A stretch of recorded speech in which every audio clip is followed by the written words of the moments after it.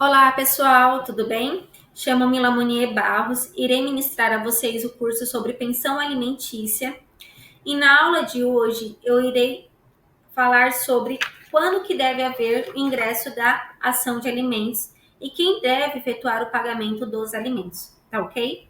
Pessoal, com o fim do relacionamento, com o fim do casamento, além das discussões conjugais do casal sobre o regime de bens, sobre a partilha de bens, sobre quem vai ficar com a casa, quem vai ficar com o carro, deve haver também a discussão, havendo lógico que um filho menor, deve haver também a discussão sobre quem vai ficar com a guarda da criança, como que vai ser definida a residência fixa da criança, as visitas, a pensão alimentícia.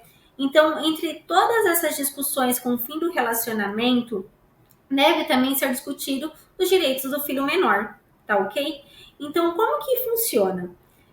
Após serem definidas a guarda e a residência fixa da criança, o genitor que não ficou com a residência fixa, com a moradia da criança, deve efetuar o pagamento para quem ficou com a residência fixa da criança, tá ok?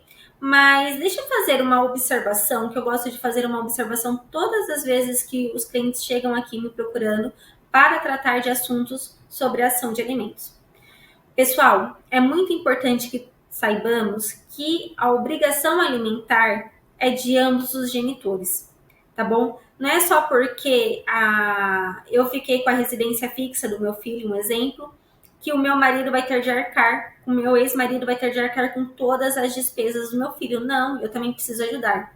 Essa divisão de alimentos é sempre analisada com a questão financeira de cada genitor, tá ok?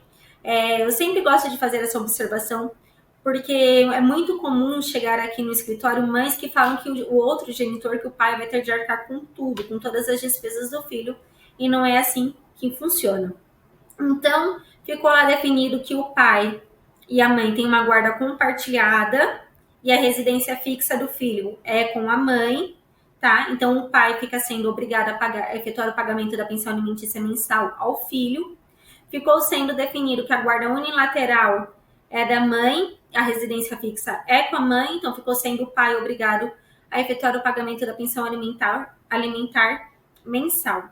Deixa eu só fazer uma observação aqui, que esses dias uma mãe me procurou falando que o pai estava falando que iria pegar a guarda compartilhada da filha para não ter de efetuar o pagamento da pensão alimentícia. Gente, pelo amor de Deus, isso não existe, tá bom?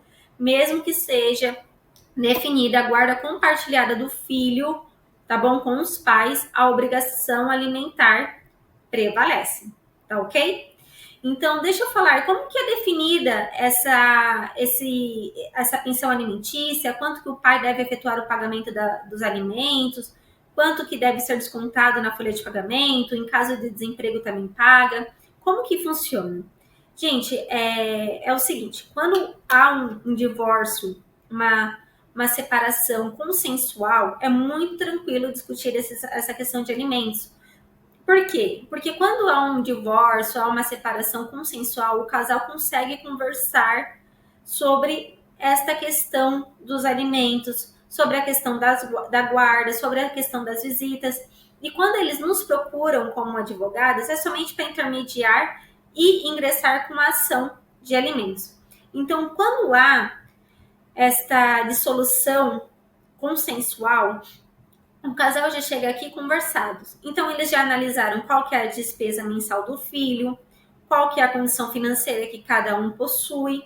Então, eles conseguem conversar sobre essa discussão. Eles já analisaram, o nosso filho faz estudo em escola particular, faz curso de natação, faz curso de inglês, faz isso, faz aquilo, o outro tem uma despesa mensal, vamos dar um exemplo, de R$ 5.000.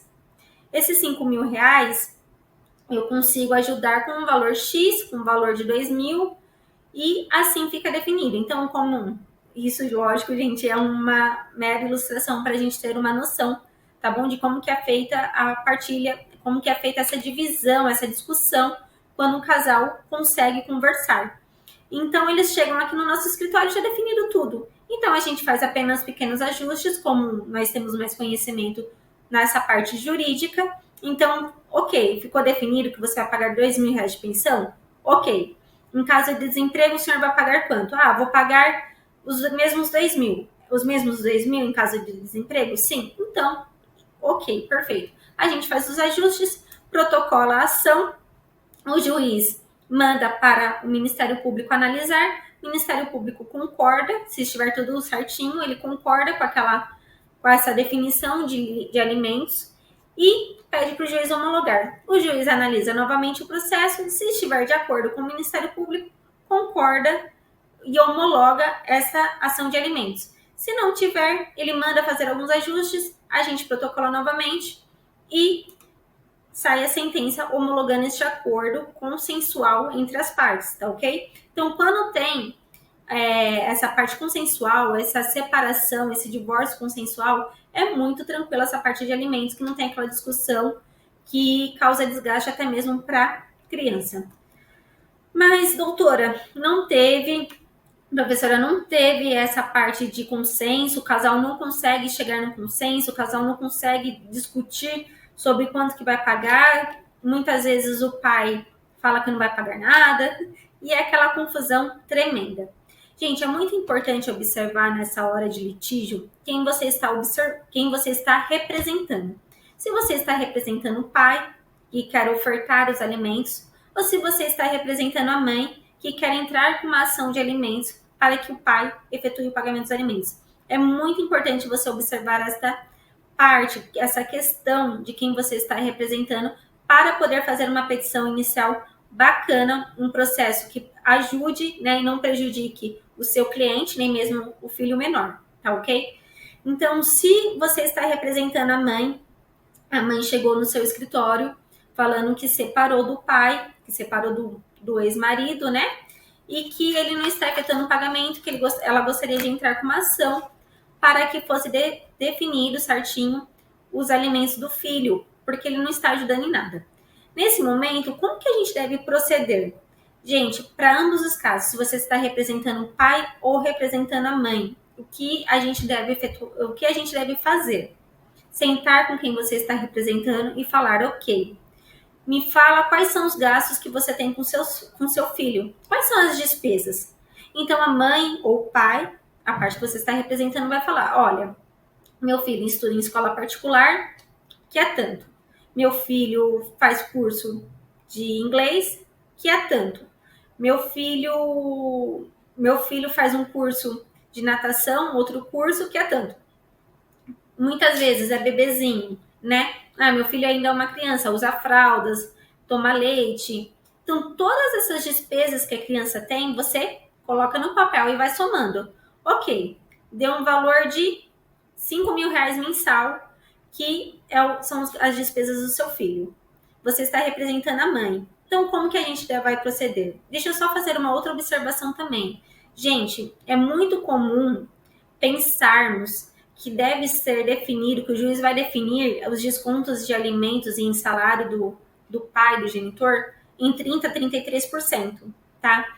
Gente, não é regra, tá bom? Os juízes podem, lógico, que determinar o pagamento de 30% a 33%, como não podem, tá bom? Isso não é uma regra. Essa ideia surgiu de que pelo fato do nosso salário bruto, 30%, 33% ser destinado ao pagamento de contas, de despesas. Então, eles incluíram essa parte como a pensão alimentícia. Mas o juiz não é obrigado a definir o pagamento dos alimentos em 30% e 33%, tá ok? Eles podem definir 20%, 25%, é feita toda a análise do processo, quando não há o consenso entre o ex-casal, tá ok?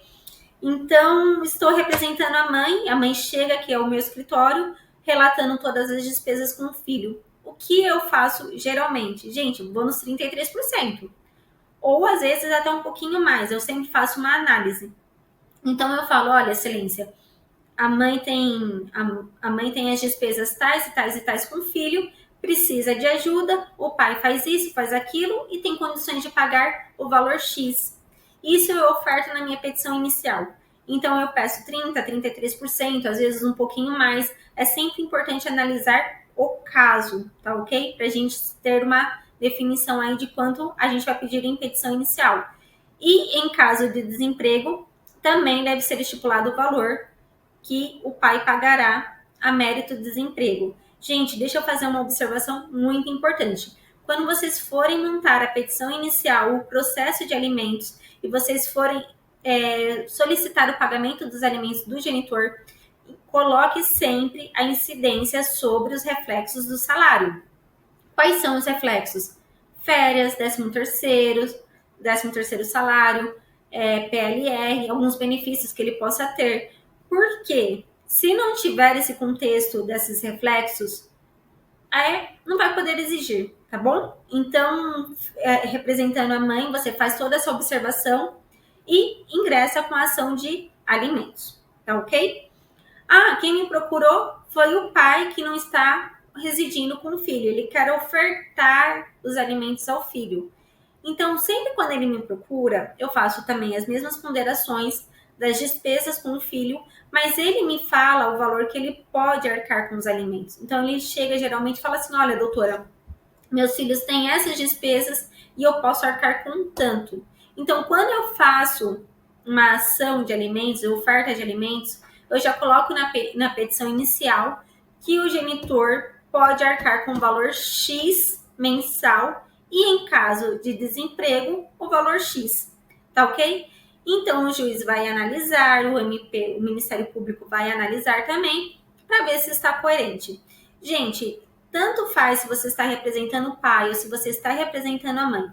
A partir do momento que a ação vai para o judiciário, vai para as mãos do juiz e do Ministério Público, é feita toda uma análise do que você colocou ali. Por isso que é muito importante que você coloque numa petição inicial tudo o que você está pedindo, que você demonstre para o juiz que aqueles alimentos devem ser pagos, que a criança necessita daquele pagamento dos alimentos, porque é onde o juiz vai determinar qual o valor que vai ser pago, tá ok?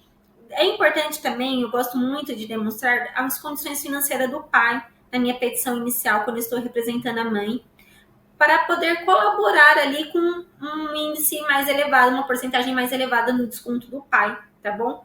Então, é sempre legal fazer essa análise completa. Também, assim, é bacana também para você não ter de emendar a petição inicial, aditar a petição inicial, que dá uma baita dor de cabeça.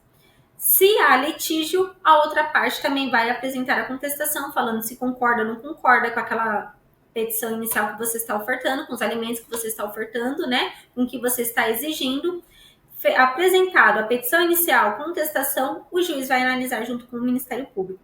Gente, uma observação muito importante. Em todas as ações de alimentos, sempre peça o pedido liminar, a concessão liminar do pagamento da pensão alimentícia. Por quê, doutora? Por quê, professora? Porque enquanto estiver andando o processo, quando o juiz define os alimentos liminares, dá uma decisão liminar, aquele pagamento dos alimentos fica valendo do começo ao fim do processo. Só vai haver alteração, se houver alteração, com a sentença. Mas é muito importante fazer o pedido de liminar para que já haja essa decisão liminar, para que a mãe já comece a receber os alimentos. Então, enquanto o processo está caminhando, a mãe está recebendo os alimentos. Findado o processo, quando terminar o processo, que o juiz já analisou a petição inicial, já analisou os documentos que você colocou, analisou a contestação da outra parte, analisou os documentos da outra parte, Ministério Público e juiz analisaram tudo, sai a sentença, e a sentença pode manter a decisão liminar ou pode alterar. Lembrando, gente, que da sentença pode vir apelação, pode vir recurso, pode mudar muitas coisas, tá ok? Mas é muito legal, é muito importante que você faça um processo bem elaborado para os pedidos de alimentos e você analise todas a melhoria para a criança, né? O benefício da criança, porque é ela quem está recebendo os alimentos. Outro ponto importante, quando você vai ingressar com uma ação de alimentos, você está representando uma criança menor, é ela quem deve constar no polo. Então, vai aparecer o nome da criança neste ato representado pela genitora ou pelo pai, e o pai ou a mãe passam a representar a criança. Se o pai está ofertando os alimentos, essa ação é no nome do pai e a parte contrária é a criança. Se a mãe está entrando com a ação de alimentos, é a criança sendo representada pela mãe, porque os alimentos, quem deve exigir os alimentos é a criança, é o filho e não o ex-companheiro. Tá ok, gente? Eu espero que esta aula tenha deixado claro sobre como proceder com a ação de alimentos, como que a gente deve pedir os alimentos, o que deve ser analisado num processo de alimentos. Eu espero que tenha deixado claro para vocês. Na próxima aula eu vou falar um pouquinho sobre uma parte muito importante, gente. O que está incluído nesses alimentos, né? Os alimentos são só a questão dos alimentos? Não, gente. Alimentos envolvem também alimentos, educação, vestimento. O pagamento da pensão alimentícia não é só para comida, tá bom? O pagamento da pensão alimentícia engloba tudo da criança, educação, alimento, lazer, tudo. Então, tudo isso tem que ser contabilizado na hora de você fazer a sua petição inicial, a sua solicitação de alimentos ou oferta.